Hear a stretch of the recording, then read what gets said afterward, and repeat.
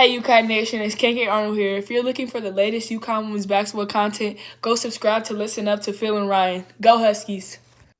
Thank you, KK. Phil and Ryan, listen up. Ryan, you know the drill by now. Prediction, score, last. We will go over this matchup. Ryan has it all in store for us. Ryan, I appreciate you a lot. A date set with Villanova as Big East play continues for the UConn Huskies. And this Villanova team led by Jasmine Bosco and the senior Maddie Burke. Yeah, well, the Huskies ending their quick little two-game road trip in Pennsylvania on Sunday, and it's another early start, early game at 1:30. UConn's still one of the three perfect teams in the Big East play.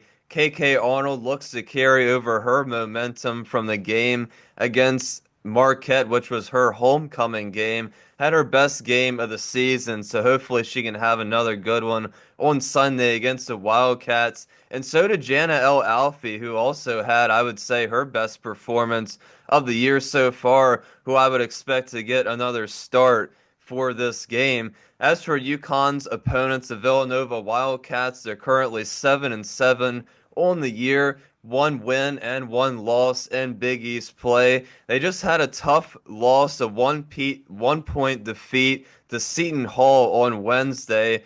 Earlier in the year, Villanova has had single-digit losses to Princeton, Fairfield, and James Madison.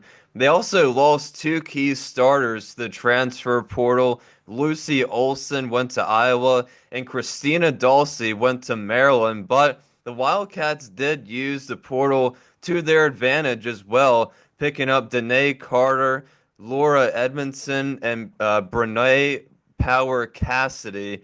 So, using the portal to their advantage to pick up some players, averaging about 8 to 9 points on the season. But it's actually been the freshman standout guard, Jasmine Basco, who's leading the team with 15 and a half points per game. And second year player, Maddie Weber, who's also having a good season thus far. And head coach Denise Dillon in her fifth season with the team, trying to get her squad possibly back to the days with Maddie Siegrist, but it seems like this year Villanova has had trouble defending the paint, defending the painted area, so don't have much size down low. So I'm expecting big games from Sarah Strong and Jana L. Alfie in this one. All right, let's go over some comments very quickly, Ryan, from the latest video. Just Me said, "Hi, Phil and Rye. I like that Jaina is starting. As she gains experience and confidence, her strong post play will open the floor for all the great UConn shooters." I see lots of good comments about KK, and I agree that KK should be starting. The energy she brings to every game can be contagious to her teammates. Plus, she is one of the fastest players in women's NCAA. Thanks for the updates. Wow, a great comment, Ryan. Yeah, it's very true. Possibly KK could start for Caitlin Chen, I suppose. I definitely wouldn't be opposed to that happening, but I don't think Gino is going to start KK. I think KK coming off the bench, she still finds a way to make an impact always. Like I keep saying on defense, just the pressure that she brings, and they just mentioned her speed. It really makes a difference with her out on the court. And she still got, I think, about 23 minutes yesterday. So, 23, 25 minutes every game coming off the bench. If Gino continues to keep playing her that way and giving her those opportunities from the bench, I think obviously that's going to help, UConn out a lot for the rest of the year. This one's interesting. Lindsey Matthews, Notre Dame is the best three-point shooting team. That's what I think.